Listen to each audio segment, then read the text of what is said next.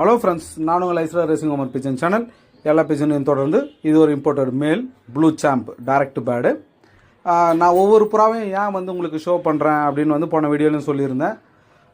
என்ன தான் புறாக்கள் இருந்தாலும் ஃபிசிக்கலாகவும் சரி ஐசைனாகவும் சரி அந்த பேடு ரொம்ப நல்ல குவாலிட்டியாக இருக்கணும். அப்படி இருந்தால் மட்டும்தான் நம்ம கொடுக்கக்கூடிய ஃபீடும் நம்ம கொடுக்கக்கூடிய ட்ரைனிங்கும் வச்சு அந்த புறா பார்த்திங்கன்னா ரேஸில் நல்லா பர்ஃபார்மன்ஸ் பண்ணும். சரிங்களா? அதில் பார்த்தீங்கன்னா இந்த விங்ஸ்லேயும் பார்த்தீங்கன்னா ஒரு சில விஷயங்கள் இருக்குது. இந்த 1லேருந்து இந்த 10, அதாவது primary wing and secondary wing.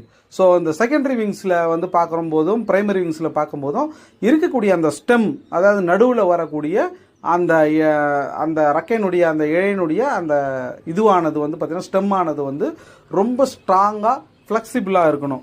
அதோடு கூட இந்த ஸ்டெம் எந்த அளவுக்கு ஃப்ளெக்சிபிளாக இருக்குதோ அந்த அளவுக்கு அந்த புறானுடைய ஃப்ளையிங் ரொம்ப டாப் கிளாஸாக இருக்கும். விங்ஸை பார்க்குறது அந்த ஸ்டெம்முக்காக தான். சரிங்களா? நீங்கள் அது ஒன்று பார்க்கணும்.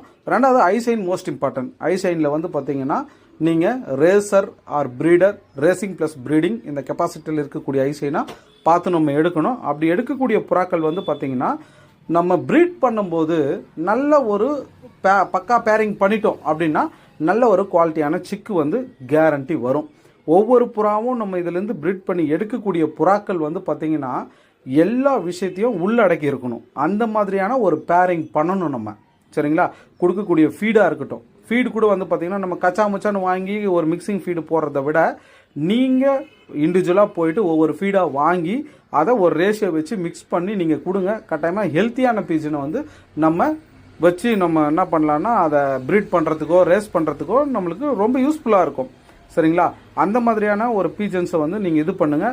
இதுலேருந்து நான் பண்ணி ப்ரீட் பண்ணி எடுத்த ஒரு சில சிக்கு நம்மகிட்ட பெருசாக இருக்குது. அந்த புறாக்களும் பார்த்தீங்கன்னா என்னுடைய லாஃப்ட்டில் இது பாருங்கள், இது மேல் ஸ்டாக் பேர்டு, அதாவது ஒன்லி ஃபார் ப்ரீடிங் மேல் மட்டும்தான். நம்மகிட்ட சிக்கெல்லாம் எதுவும் கிடையாது.